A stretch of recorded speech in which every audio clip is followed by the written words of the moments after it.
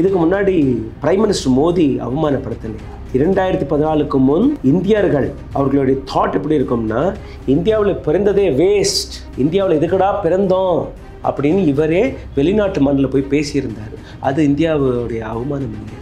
Just because பாராட்டி பேசிட்டா உங்களுக்கு வைப்பில் செக்யூரிட்டி, அதே நீங்கள் தட்டி கேட்டுட்டீங்கன்னா உங்களுக்கு இடி சிபிஐ போன்ற ரைடுகள். பிரச்சனை இங்கே அடானியோட இஷ்யூ பற்றி பேசிடக்கூடாது. அடானியை பற்றி எங்கெல்லாம் தவிர்க்க முடியுமோ, எங்கெல்லாம் பேசாமல் இருக்க முடியுமோ எல்லா இடத்துலையும் இவங்க பண்ணிட்டு இருக்காங்க.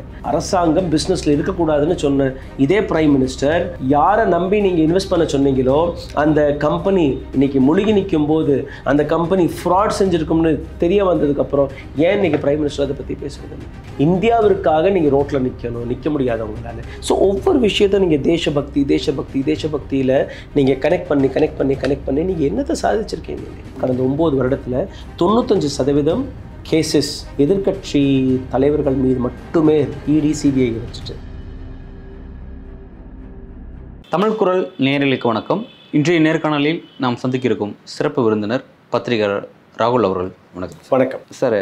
இன்றைக்கி நாடாளுமன்றத்தை ஆளும் கட்சி பாஜக முடக்கியிருக்கிறாங்க. இரு அவைகளையுமே முடக்கியிருக்காங்க. அதுக்கு காரணமாக என்னத்தை குறிப்பிடுறாங்க அப்படின்னா, சில நாட்களுக்கு முன்பு ராகுல் காந்தி லண்டன் போயிருந்தார். அங்கே கேம்பிரிட்ஜ் பல்கலைக்கழகத்திலையும் நாடாளுமன்றத்திலையும் சில விஷயங்கள் பேசியிருந்தார். என்ன விஷயத்தை குறிப்பிட்டு பேசினா, இந்தியாங்க மிகப்பெரிய ஒரு ஜனநாயக நாடு, இங்கே ஜனநாயகத்துக்கு ஒரு அச்சுறுத்தல் வந்திருக்கு, அது பாதுகாக்கப்பட வேணும். குறிப்பாக இங்கே நீதித்துறை நாடாளுமன்றங்கள்லாம் கடுமையான தாக்கத்துக்கு உள்ளாகின்றன அப்படிங்கிறதெல்லாம் ஒரு விஷயத்தை ஓப்பனாகவே அங்கே பேசியிருந்தார். அந்த விஷயத்தை இன்றைக்கி நாடாளுமன்றத்தில் ஆளும் பாஜக எடுத்து முடக்கியிருக்காங்க. ராகுல் காந்தி அவர்கள் மன்னிப்பு கேட்கணும்னு சொல்லி இவங்க என்ன சொல்லியிருக்காங்கன்னா, வெளிநாட்டு மண்ணில் இந்தியாவை அவமானப்படுத்தி விட்டார், அதுதானே சாராம்சம். இதுக்கு முன்னாடி பிரைம் மினிஸ்டர் மோடி அவமானப்படுத்தலையா? 2014க்கு முன் இந்தியர்கள் அவர்களுடைய தாட் எப்படி இருக்கும்னா, இந்தியாவில் பிறந்ததே வேஸ்ட், இந்தியாவில் எதுக்கடா பிறந்தோம் அப்படின்னு இவரே வெளிநாட்டு மண்ணில் போய் பேசியிருந்தார். அது இந்தியாவுடைய அவமானம் இல்லையா? கங்கனா ரனௌத் போன்ற நபர்கள், இந்தியாவிற்கு சுதந்திரம் கிடைத்தது 2014ஆம் ஆண்டுக்கு பின் தான். ஏன்னா மோடி அவர்கள் பிரைம் மினிஸ்டர் ஆனதுக்கப்புறம் தான் இந்தியாவுக்கு உண்மையான சுதந்திரம் கிடைத்தது இருக்குன்னு. அப்போ அது இந்தியாவோட அவமானம் இல்லையா? அவங்க நடிகர், அவங்க வேற. அந்த பெண்ணுக்கு நீங்கள் என்ன சொல்ற, ஒரு மன்னிப்பு விட்டுருங்க, நீங்கள் எக்ஸ்பிளனேஷனை விட்டுருங்க, right? Just because she prime minister மோடியை பாராட்டி பேசிட்டாங்கன்னு அவங்களுக்கு வைப்பில் செக்யூரிட்டி. சார், என்னுடைய பணம் உங்களுடைய பணம். ஜஸ்ட் பிகாஸ் பாராட்டி பேசிட்டா உங்களுக்கு வைப்பில் செக்யூரிட்டி, அதே நீங்கள் தட்டி கேட்டுட்டீங்கன்னா உங்களுக்கு இடி சிபிஐ போன்ற ரைடுகள், ரைட்? இன்றைக்கி பட்ஜெட் செஷன், சரியா? இன்றைக்கி நடக்க வேண்டிய இந்த பட்ஜெட் செஷனில் முக்கியமான ஒரு சில விஷயங்களை எடுத்து வைக்கலாம்னு இருந்தாங்க. அதில் விலைவாசி ஒரு மிக முக்கியமான இஷ்யூ, வேலைவாய்ப்பு இன்னொரு இஷ்யூ, அடானி மிகப்பெரிய இஷ்யூ, ரைட்? 13ஆம் தேதி இது எல்லாமே நடக்க போகிறதுன்னு இவங்களுக்கு ஏற்கனவே தெரியும். மல்லிகார்ஜுன் கர்கே அவர்கள் நேற்றே ஆல் பார்ட்டி மீட்டிங்கை கூப்பிட்டு இதெல்லாம் நம்ம இன்றைக்கி டிஸ்கஸ் பண்ண போகிறோம்னு ஏற்கனவே அதற்கான இதை விட்டுட்டாங்க. இதில் விலைவாசியோ வேலைவாய்ப்பு இவர்களுக்கு பிரச்சனை இல்லை. ராகுல் காந்தி அங்கே போய் பேசிட்டாருங்கிறதும் பிரச்சனை இல்லை. ஏன்னா ஏற்கனவே பிரைம் மினிஸ்டர் மோடியே கொடுத்த ஸ்டேட்மெண்ட் தானே இது. 2014ஆம் ஆண்டுக்கு முன் இந்தியர்கள் இந்தியாவில் எதற்கு பிறந்தாங்கன்னு சொன்னாங்க. ஸோ இது இல்லை பிரச்சனை. இங்கே அடானியோட இஷ்யூ பற்றி பேசிடக்கூடாது, ரைட்? அடானியை பற்றி எங்கெல்லாம் தவிர்க்க முடியுமோ, எங்கெல்லாம் பேசாமல் இருக்க முடியுமோ எல்லா இடத்துலையும் இவங்க பண்ணிகிட்ருக்காங்க. சஞ்சய் சிங், ஆம் ஆத்மி பார்ட்டியோடைய ஒரு எம்பி, அவர் மட்டுமல்ல, அது போன்ற எத்தனையோ நபர்கள் ஜேபிசி அதாவது ஜாயிண்ட் பார்லிமெண்ட்ரி கமிட்டி கிட்ட இந்த அடானி இஷ்யூ போகணும்னு கேட்டுட்ருக்காங்க. அரசாங்கம் எந்த இடத்துல அதுக்கான பதில் கொடுத்தது? ஜேபிசியெல்லாம் நாங்கள் பண்ண மாட்டோம்ங்கிறாங்க. ஏன்? ரைட்? ஒரு நபர் திடீர்னு பணக்காரராரு, அவருக்கும் பிரைம் மினிஸ்டர் மோடிக்கும் இருக்கக்கூடிய பல்வேறு நட்புகள், ரைட்? எத்தனையோ இடங்களில் அவருடைய அரசாங்கத்துடைய ப்ராஜெக்ட்ஸ் அவர் கையில் மாறி போயிட்டுருக்கு. அது ஏர்போர்ட்டாக இருக்கட்டும், போர்ட்டாக இருக்கட்டும், மற்ற விஷயங்களாக இருக்கட்டும். அவருடைய போர்ட்டில் தான் எத்தனையோ முறை ட்ரக்ஸ் பிடிபட்டது, ரைட்? அதெல்லாம் எந்த விதமான கேள்விக்குமே வரமாட்டேங்குது. அதெல்லாமே இன்றைக்கி பேசும் பொருளாக இருக்கு இல்லையா? இஸ் திஸ் நாட் இன்னைக்கு இந்தியாவை பற்றி நீங்கள் அவமானப்படுத்திட்டாருன்னு ராகுல் காந்தியை குற்றச்சாட்டு வைக்கிறவங்க, அடானியால் இந்தியா மீது இருக்கக்கூடிய நம்பிக்கை எந்த அளவில் சிதைஞ்சிருக்கிறதுன்னு பாருங்கள். யார் இன்னைக்கு இந்தியாவில் இன்வெஸ்ட் பண்ண முடியும்? Government is like hand to hand with the corporate. இதே பிரைம் மினிஸ்டர் மோடி கொடுத்த statement, government is not there to be in the business. அரசாங்கம் பிஸ்னஸில் இருக்கக்கூடாதுன்னு சொன்ன இதே பிரைம் மினிஸ்டர், அந்த யாரை நம்பி நீங்கள் இன்வெஸ்ட் பண்ண சொன்னீங்களோ அந்த கம்பெனி இன்னைக்கு முழுகி நிற்கும் போது அந்த கம்பெனி ஃப்ராட் செஞ்சுருக்கும்னு தெரிய வந்ததுக்கப்புறம் ஏன் இன்னைக்கு பிரைம் மினிஸ்டர் அதை பற்றி பேசுறது இல்லை? இப்போ வந்து இன்னைக்கு காங்கிரஸ் வந்து இந்த பிரச்சனை எழுப்பும் அப்படிங்கிறதுக்கு அதுக்கு முந்திக்கிட்டே வந்து காங்கிரஸுக்கு எதிராக இந்த விஷயத்தை கையில் எடுத்துருக்காங்க. இந்த விஷயத்தை காங்கிரஸ் எடுத்து வைக்கலை, இந்த விஷயத்தை ராகுல் காந்தி எடுத்து வைக்கல. அப்போ யார் தான் எடுத்து வைக்கணும்? எதிர்கட்சியில் நீங்கள் பேசக்கூடாது. பார்லிமெண்ட்டில் பேசுனா நீங்கள் ஆஃப் த ரெக்கார்ட் எடுத்து வைக்கிறீங்க. அதே நீங்கள் கேள்வி கேட்டீங்கன்னா நீங்கள் தேச துரோகி ஆயிடுறீங்க. ஒரு ஆக்டிவிஸ்டாக இருந்தீங்கன்னா உங்கள் மேலே வழக்குகள் போடப்படுது. பத்திரிக்கையாளராக இருந்தால் நீங்கள் வந்து ஆன்டி ஹிந்து, ஆன்டி இண்டியன்னு நீங்கள் கூற ஆரம்பிக்கிறீங்க. அப்போ யாரால் பேசப்படணும்? இந்த விஷயம் பத்திரிக்கையாளர்கள் வழியாக இன்றைக்கி பேசப்படுறதில்லை, ரைட்? எந்தெந்த நியூஸ் சேனல்ஸ், எந்தெந்த நியூஸ் பேப்பர்ஸ்கள் இது போன்ற விஷயங்கள் எடுத்து வச்சிருக்க வேண்டுமோ அவர்கள் தன்னுடைய வேலையை பார்ப்பதில்லை, ரைட்? அடானி விஷயத்தை எத்தனை மெயின் ஸ்ட்ரீம் மீடியா எடுத்து பேசினாங்க சொல்லுங்கள். இவ்வளோ பிரச்சாரம் நடந்ததுக்கப்புறம், இவ்வளோ ஹோஹா நடந்ததுக்கப்புறம் கடைசியில் ஒரு சில சேனல் அங்கங்கே லைட்டாக பேசினாங்க. அதுவும் அரசாங்கத்தை ப்ரொடெக்ட் செய்வதற்காக தான் பேசினாங்க. ஸோ ஒவ்வொரு இடத்திலையும் அரசாங்கம் கொடுக்கக்கூடிய ஸ்டேட்மெண்ட், ரைட்? இதே அரசாங்கத்தில் இருக்கக்கூடிய ஒரு தீவிரவாத செயலில் ஈடுபட்டிருந்த ஒரு பெண்ணிற்கு நீங்கள் லோக்சபா டிக்கெட்டை கொடுத்து இன்றைக்கி மத்திய பிரதேசத்தில் அந்த பெண்மணி, she is MP, member of parliament, right? Thakur, Pragya Singh டாக்கூரை பற்றி பேசுகிறேன். அதே பெண்மணி பார்லிமெண்ட்டில் நின்றுக்குன்னு கோட்ஸேயோடைய பக்தி, கோட்ஸே தான் எனக்கு வந்து இம்பார்ட்டண்ட். யார்? இந்தியாவுடைய முதல் தீவிரவாதியை அந்த வழியில் போகக்கூடிய ஒரு பெண்மணி பார்லிமெண்ட்டில் இருந்து ஒரு முறை இல்லை 2 முறை பேசியிருக்காங்க. அப்போது இந்தியாவிற்கு அவமானம் நடக்கலையா? அண்மையில் கர்நாடகாவில் கூட சிறுபான்மை மக்களுக்கு எதிராக பேசினாங்கன்றது கூட சர்ச்சையாக இருந்தது. S, right. ஸோ இது மாதிரியான ஒரு வாட் வில் யூ எக்ஸ்பெக்ட்? தொட்டதுக்கெல்லாம் நெஹ்ரு நெஹ்ரு நெஹ்ரு தான் காரணம், தொட்டதுக்கெல்லாம் காங்கிரஸ் தான் காரணம்ங்கிறாங்க. கடந்த 65-67 வருடத்தில் எதுவுமே நடக்கலை, நான் வந்து தான் எல்லாம் பண்ணோங்கிறாங்க. சார், ஐஐடி எங்கேருந்து சார் வந்துச்சு? ஐஎம் எங்கேருந்து சார் வந்துச்சு? எய்ம்ஸ் எங்கேருந்து வந்துச்சு? கோல் அத்தாரிட்டி ஆஃப் இந்தியா எங்கேருந்து வந்துச்சு? ரைட்? எல்ஐசி எங்கேருந்து வந்துச்சு? பிஎஸ்என்எல் எங்கேருந்து வந்துச்சு? இந்தியன் ஏர்லைன்ஸ் எங்கேருந்து வந்துச்சு? இந்தியன் ரயில்வேஸ் எங்கேருந்து வந்துச்சு? ரோட் அண்ட் டிரான்ஸ்போர்ட்டேஷன், நஹாய் எங்கேருந்து வந்துச்சு? இது எல்லாம் இந்த 9 வருஷத்தில் வந்துச்சா? சொல்லுங்கள், right? The achievement it's not of Congress. இந்தியாவில் இருக்கக்கூடிய அப்போ நீங்கள் என்ன பண்ணுறீங்கன்னா, இந்தியாவிற்காக, இந்திய சுதந்திரத்திற்காக போராடக்கூடிய ஒவ்வொரு நபரையும் நீங்கள் கொச்சைப்படுத்துறீங்க. ஆனால் பாஜக என்ன முன்வைக்குது அப்படின்னா, இந்தியாவுடைய இத்தனை ஆண்டு காலம் பொருளாதாரத்தில் பின்தங்கி போனதுக்கும் வேலைவாய்ப்பு இல்லாமல் போனதுக்கும் ஒட்டுமொத்த சீரழிவுக்கும் காரணம் காங்கிரஸ் அப்படின்னு ஒரு குற்றச்சாட்டு வைக்கிறாங்களே. சார், நான் உங்கள்கிட்ட கொடுத்த லிஸ்ட்டு, அந்த பட்டியல் வந்து ரொம்பவே சின்னமான பட்டியல், right?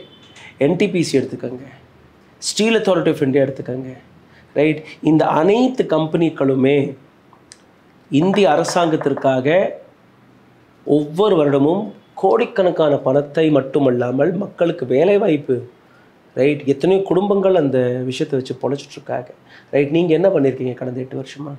BSNL gone, Bharat petroleum gone, எல்ஐசியை நீங்கள் விற்கிறதுக்கு எல்லா வேலையும் பார்த்துட்டீங்க, 20% stakes have been given, Indian airlines gone, right?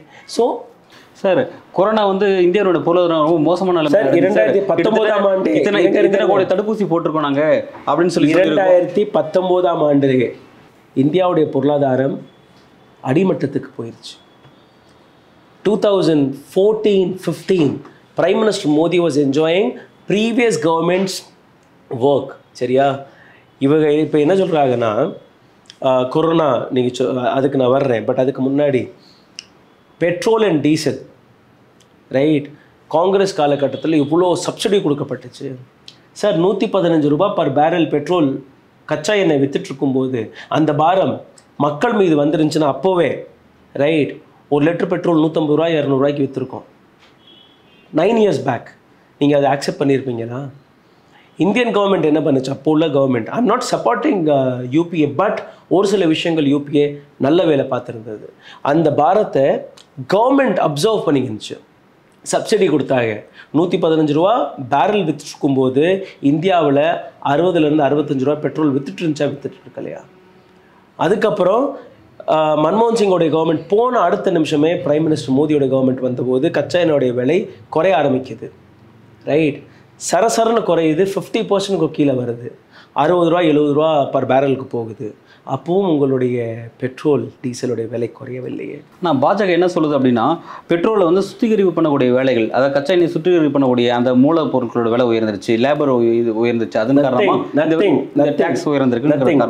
India பல நாடுகளுக்கு பெட்ரோல் டீசல் சப்ளை பண்ணிட்டு இருக்கு, சரியா? பியூரிஃபை பண்ணி சப்ளை பண்ணிட்டு இருக்கு. மலேசியாவுக்கு கொடுத்துட்ருக்கு. அங்கே எவ்வளோ சார் பெட்ரோல்? 42 ரூபா. நீங்கள் இன்றைக்கி கூட வெப்சைட்டில் போய் செக் பண்ணி பார்க்கலாம். இஸ்ரேலுக்கு நம்ம கொடுத்துட்ருக்கோம். இது மாதிரி 13-14 நாடுகளுக்கு நம்ம கொடுத்துட்ருக்கோம். அந்த அனைத்து நாடுகள்லையுமே இந்தியாவை விட பாதி விலையில் அந்த பெட்ரோல் விற்றுட்ருக்கு. எப்படி? ரைட். ரஷ்யாக்கிட்ட இருந்து இப்போ ரீசெண்டாக ஒரு ஒப்பந்தம் போட்டிருக்கோம். 30% ரஷ்யா வந்து இந்தியாவுக்கு குறைச்ச விலையில் கொடுக்குறாங்க, ரைட். அப்போது அதாவது கோவிட் காலகட்டத்திலே நீங்கள் போயிட்டீங்கன்னா ஒரு பர் பேரல் கச்சா எண்ணெய் வந்து $20 கீழே வந்துருச்சு. ஆனால் நம்ம 100 ரூபாய் 110 ரூபா கொடுத்துருந்தோம். இன்னும் ராஜஸ்தான் போனீங்கன்னா 128 ரூபா பர் லிட்டர் பெட்ரோல் வாங்கிட்டு இருந்தோம். அப்போ என்ன சொன்னாங்க, இந்தியாவிற்காக நீங்கள் ஒரு சில விஷயங்களை செய்யணும், ரைட். 2000 ரூபா நோட்டு வந்துச்சு, அதுக்கு முன்னாடி டிமானிட்டைசேஷன். அன்றைக்கும் இதே தானே சொன்னாங்க, இந்தியாவிற்காக நீங்கள் ரோட்டில் நிற்க முடியாது உங்களால். ஸோ ஒவ்வொரு விஷயத்தை நீங்கள் தேசபக்தியில் நீங்கள் கனெக்ட் பண்ணி நீங்கள் என்னத்தை சாதிச்சிருக்கீங்க? இன்றைக்கி ஃபுட் இண்டெக்ஸில் வந்து இந்தியா 105 106வது இடத்துல இருக்குது, ரைட். ப்ரெஸ் ஃப்ரீடமில் வந்து 150வது இடத்துல இருக்கிறோம் நம்ம, ரைட். அதே மாதிரி ஒவ்வொரு விஷயத்தில் நீங்கள் பார்த்தீர்கள்னா இந்தியா வந்து பின்னாடியே போயிட்டுருக்கு. எக்ஸ்போர்ட் நாங்கள் வந்து பயங்கரமாக எக்ஸ்போர்ட் பண்ணிட்டோம் அப்படி இப்படினாங்க. இந்த எக்ஸ்போர்ட்டோடைய கணக்கை நீங்கள் எடுத்து பார்த்தீங்கன்னா இந்தியாவுடைய மேனுஃபேக்சரிங் செக்டருடைய எக்ஸ்போர்ட் கிடையாது சார், அக்ரிகல்ச்சரோடைய எக்ஸ்போர்ட் கிடையாது இது. இந்த எல்லா எக்ஸ்போர்ட்டுமே இந்த ரஷ்யாக்கிட்ட வந்து நம்ம வாங்குகிறோம் பார்த்தீங்களா, அங்கேருந்து வாங்கி இன்னொரு நாட்டுக்கு நம்ம எக்ஸ்போர்ட் பண்ணுறோம். நிறைய இந்தியாவுக்குள்ளே கூட வராது, அது அப்படியே பேரலாக அங்கிட்ட போயிடும், கண்டெய்னராக, ரைட். அந்த எக்ஸ்போர்ட்டை நம்ம இந்தியாவோட எக்ஸ்போர்ட்டை எடுத்து காட்டுறோம். RV manufacturing petrol and diesel, RV manufacturing crude oil, இந்தியாவில் உற்பத்தி ஆகக்கூடிய க்ரூட் ஆயில் 18% இந்தியர்களுக்கு மட்டும்தான் போதும். எல்லாமே நம்ம வாங்கிட்டு இருக்கோம். நம்ம என்ன பண்ணுறோம், நம்ம வந்து ஒரு நாட்டிலேருந்து வாங்கி இன்னொரு நாட்டுக்கு விற்கிறோம், நடுவில் இருக்கக்கூடிய கமிஷன் வாங்கிட்டு இருக்கோம். இந்த last 9 years what you have achieved, right. உங்களுடைய மேனுஃபேக்சரிங் செக்டர் எங்கே இருக்குதுன்னு நீங்கள் பார்த்தீங்கன்னா எங்கேயுமே இல்லை. உங்களுடைய மற்ற செக்டர்ஸ்கள் எந்த செக்டர் நீங்கள் எந்த துறை எடுத்து பார்த்தா கூட பக்கத்தில் இருக்கக்கூடிய Bangladesh is like ahead of you, right. Sri Lanka போன்ற நாடு உங்களோட ரொம்பவே சின்ன நாடு, அழிஞ்சு போயிருக்கக்கூடிய நாடு, அவர்களுடைய பொருளாதாரத்தை எடுத்து பார்த்தீங்கன்னா கூட even today they are better than us. Sir, இப்போ நீங்கள் வந்து இவ்வளோ விஷயத்தை குறிப்பிட்றீங்க, வரிசையாக பல்வேறு விஷயத்தை இந்த 9 ஆண்டுகளில் பாஜக வந்து எந்த அளவுக்கு பொருளாதார இந்தியாவை சீரழிச்சிருக்கு அப்படின்னு பல விஷயத்தை குறிப்பிட்றீங்க. ஆனால் இவ்வளோ விஷயங்களும் குறிப்பிடக்கூடிய இவ்வளோ குற்றச்சாட்டுக்கு ஆளான பாஜகவை நோக்கி எந்த கேள்வியும் எழலை. பாஜக யார் கேட்பா? எதிர்கட்சிகள் கேட்கும், ஊடகங்கள் கேட்கும். இது போன்ற எந்த விஷயம் பாஜக நோக்கி எந்திரிக்காமல் இருக்கல. அதுக்கான காரணங்கள் என்ன? ஊடகம் இன்னைக்கு என்ன பண்ணிட்டு இருக்காங்க? ஊடகம் என்ன பண்ணிட்டு இருக்கு? They are slaves of our government. ரொம்பவே ஹார்டான வார்த்தை இது, but yes they have become a propaganda channels. அரசாங்கம் கோவிட் காலகட்டத்தை எடுத்துக்கோங்க, 15 மாதங்கள் வரை இந்த நாட்டு ஃபார்மர்ஸ் விவசாயிகள் வந்து ரோட்டில் போராட்டிகிட்டு இருந்தாங்க. இதே மீடியா தானே அந்த விவசாயிகள்கிட்ட போய் நீ வந்து காலிஸ்தானி, நீ வந்து வெளிநாட்டிலேருந்து பணம் வாங்கிட்டு, அதாவது தன்னுடைய பிரச்சனைக்காக குரல் கொடுக்கக்கூடிய விவசாயிகளை கூட அரசாங்கத்தை பார்த்து எந்த விதமான கேள்வியும் கேட்காமல் போராடக்கூடிய நபர்களுடன் நீங்கள் அன்றைக்கி வந்து வாக்குவாதத்தில் இறங்குனீங்க. அதே சிஏ என்ஆர்சி எடுத்துக்கோங்க, அப்போ மீடியா எங்கே இருந்தது? இதே 2014ஆம் ஆண்டுக்கு முன்னாடி இருந்த மீடியா இன்றைக்கி இருக்கக்கூடிய எப்படி இருக்குன்னு நீங்களே தெரியும். ரெண்டாவது, எதிர்க்கட்சி தலைவர்கள். உங்களுக்கு ஒரு பட்டியல் நான் எடுத்து காட்டுறேன். Water scam, Hemant Biswa Sarma. இதுக்கு முன்னாடி எதிர்க்கட்சியில் இருந்தபோது பிஜேபி அவருக்கான எத்தனையோ போராட்டங்கள், அடுத்த நிமிஷம் கைது செய்யணும், அவர் மீது இடி சிபிஐயோட ரெய்டு, இன்கம் டேக்ஸோட ரெய்டு, அப்படியே காலில் வந்து விழுகிறாரு BJP. He becomes chief minister of Assam. Mukul Roy, Saradha scam, பணம் கொடுக்கும்போது வாங்கும்போது ஹிடன் கேமராவை வச்சு ஷூட் பண்ணியிருந்தாங்க, ரைட்? அப்போவும் பிஜேபி வந்து இதே மாதிரி போராட்டத்தில் இறங்கினாங்க, right? Mukul Roy joined BJP. He became Vice President of BJP India. பிஜேபியோடைய தலைமையில் 2வது பொசிஷன் அவருக்கு கிடைச்சது. Suvendu Adhikari, opposition leader of West Bengal, he joined BJP. Narayan Rane, land scam, right? அவர் இன்னைக்கு யூனியன் மினிஸ்டராக இருக்கிறாரு பிஜேபியில். அஜித் பவார், 40,000 கோடி ரூபாய் ஸ்கேம். முதல் நாள் முன்னாடி வர சரத்பவாரோட பையனா? ஆமாம், முதல் நாள் முன்னாடி வர சிபிஐ அடுத்த நிமிஷம் இப்போலாம் அரெஸ்ட் பண்ணலாம். காலையில் எந்திரிச்சு பார்த்தா தேவேந்திர ஃபட்னவிஸ் இவங்க 2 பேரும் கை கோர்த்து ஆட்சியை பிடிச்சிட்டாங்க மகாராஷ்டிராவில், ரைட்? எடியூரப்பா, அவர் என்ன பிஜேபியோடைய ப்ராடக்டா? இல்லையே, ஜனதாதளோடைய ப்ராடக்ட், ரைட்? அவர் மேலே இருந்த மைனிங் ஸ்கேம்ஸ், கரெக்ட்? அவர் பிஜேபியில் ஜாயின் ஆனார், கர்நாடகாவுடைய சீஃப் மினிஸ்டர். இந்த மாதிரி பட்டியல். சிவராஜ் சிங் சௌஹான், மத்திய பிரதேஷோட சீஃப் மினிஸ்டர், அவர் மீது வியாபம் கோட்டாலா scam. Again he becomes Vyapam இந்தியாவில் மிகப்பெரிய ஊழல், சரியா? ஸோ எவ்வளோ பெரிய ஊழல் நீங்கள் செஞ்சாலும் பிஜேபிக்குள்ளே போன உடனே உங்கள் மேலே இருக்கக்கூடிய எல்லா ஊழலுமே வாஷ் அவுட் ஆகிடுது, ரைட்? Is this not? ஆனால் வெளியில் வந்து ஊழலுக்கு எதிரான கட்சி காங்கிரஸ் மிகப்பெரிய ஊழலான கட்சி அப்படின்னு சொல்லி தொடர்ச்சியாக பேசிட்டு இருக்காங்க. காங்கிரஸ் இஸ் ஆல்சோ, அவங்க மேலே இருக்கக்கூடிய கரப்ஷன் சார்ஜஸ் எல்லாமே அவங்க வந்து ஃபேஸ் பண்ணி ஆகணும். அது வந்து புஃபோர்ஸாக இருக்கட்டும், அல்ல வெஸ்ட்லேண்ட் இதுவாக இருக்கட்டும், ரைட்? அவங்க வந்து எதுவும் க்ளீனான பார்ட்டியெல்லாம் இல்லை, அவங்க மேலேயும் குற்றச்சாட்டு இருந்தது. பட் காங்கிரஸ் வந்து எப்போவுமே ஊடகத்தை கண்ட்ரோல் பண்ணலை, சரியா? எப்போவுமே பார்லிமெண்ட்டில் எதிர்க்கட்சி கேட்கக்கூடிய கேள்விகளை நாங்கள் அட்ரஸ் பண்ண மாட்டோம், நாங்கள் எடுத்துக்க மாட்டோம் அப்படியெல்லாம் எங்கேயுமே சொல்லலை, ரைட்? காங்கிரஸ் காலகட்டத்திலையும் சிபிசிஐடி இடி வந்து மிஸ்யூஸ் செய்யப்பட்டது, பட் இந்த லெவலில் இல்லை, ரைட்? 95% கடந்த 9 வருடத்தில் 95% கேசஸ் எதிர்க்கட்சி தலைவர்கள் மீது மட்டுமே இருக்குது, இடி சிபிஐயை வச்சுட்டு, ரைட்? 126 127 கேசஸ் மொத்தம். அதில் 116 ரெய்டு வந்து வெறும் எதிர்க்கட்சி தலைவர்கள் மீது, வெறும் 6 கேசஸ் மட்டும்தான் பிஜேபி. இதை UPA 1 UPA 2 ரெண்டுமே சேர்த்து பார்த்தீங்கன்னா ஒரு 78 ரெய்ட்ஸ். அதில் 48 எதிர்க்கட்சியில் 26 27 வந்து யூபிஎன் அலையன்ஸ்கள்கிட்ட இருந்தது. ஸோ இந்த ரேஷியோவை நீங்கள் பாருங்கள், right? 95% raids.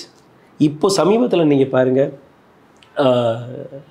Delhi deputy chief minister Manish Sisodia, அதுக்கு முன்னாடி சத்யேந்தர் ஜெயின், கவிதா தெலுங்கானாவுடைய சீஃப் மினிஸ்டர் மகன், ரைட்? நீங்கள் கேட்டீங்க இல்லையா, ஏன் தலைவர்கள் பேச மாட்டேங்க? இதுதான் காரணம், ரைட்?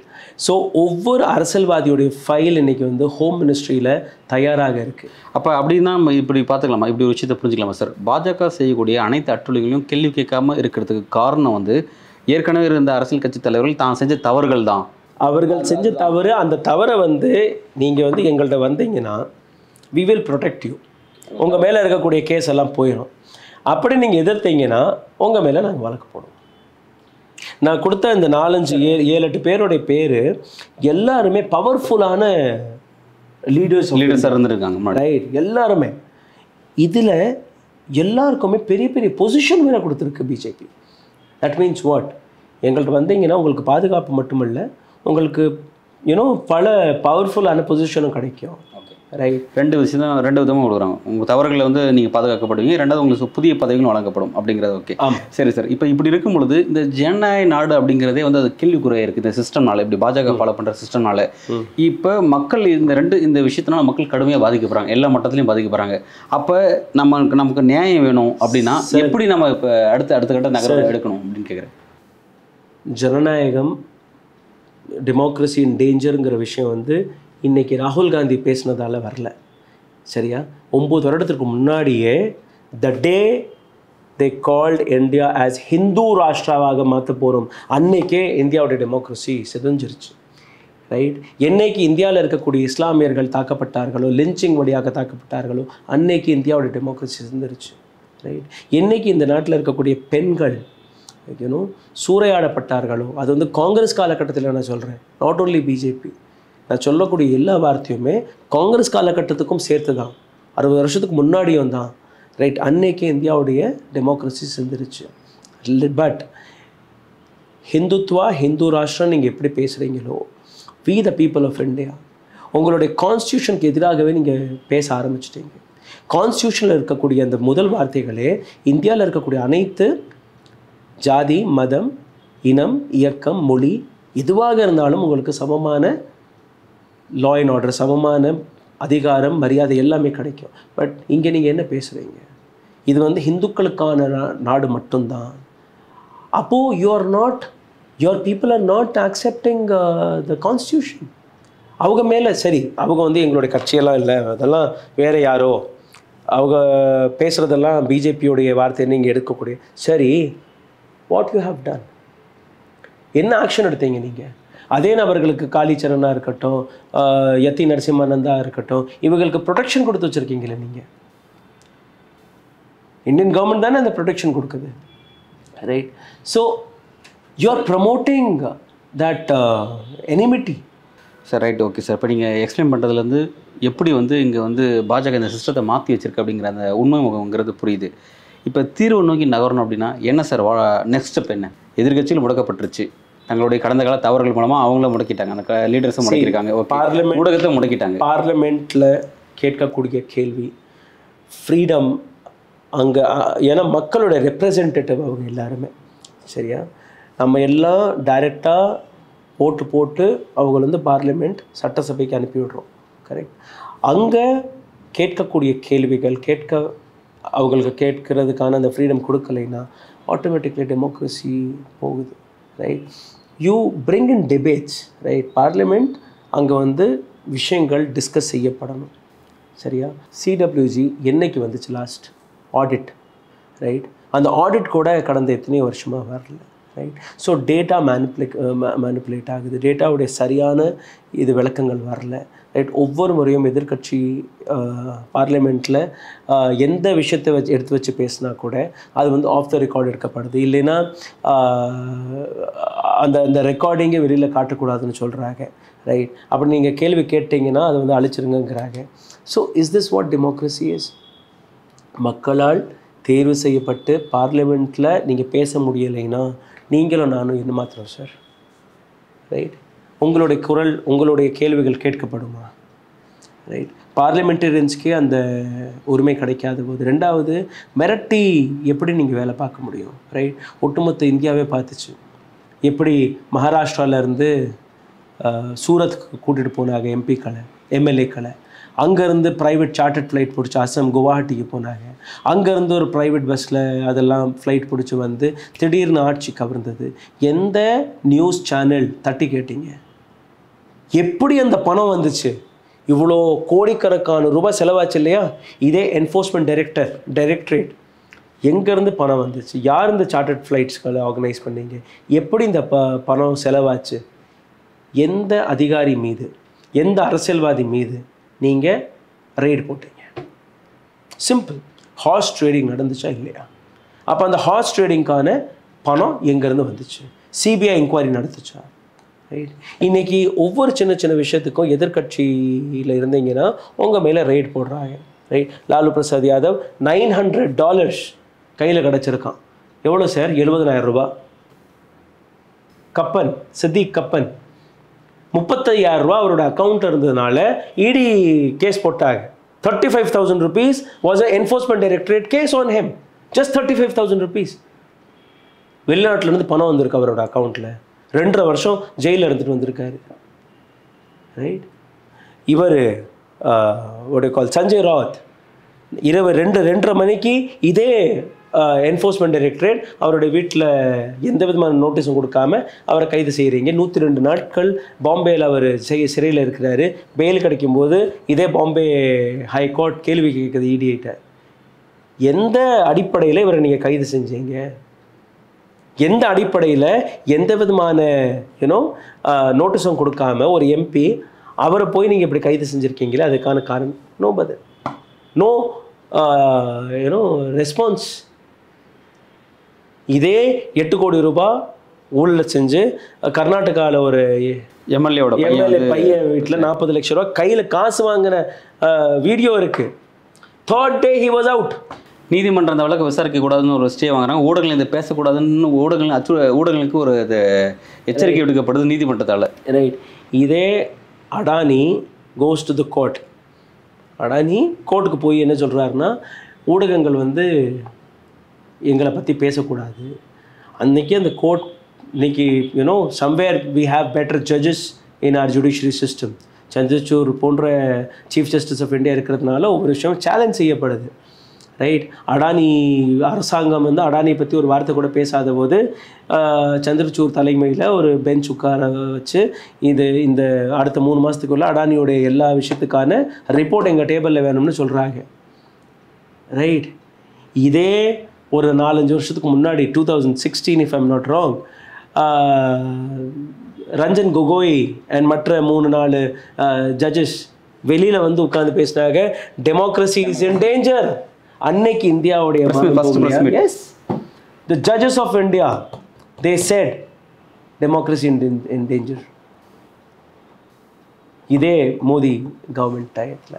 ரைட். அவர் மேலே எத்தனையோ வழக்குகள் போட்டு அவரையே சுற்றி வச்சு அதுக்கப்புறம் அவர் பல்வேறு வழக்குகள் அரசாங்கத்திற்கு சாதகமாக கொடுத்து அது 3 தலாக்காக இருக்கட்டும், அயோத்தியா இதுவாக இருக்கட்டும், இல்லை அதாவது ஒரு பட்டியல் இருக்குது.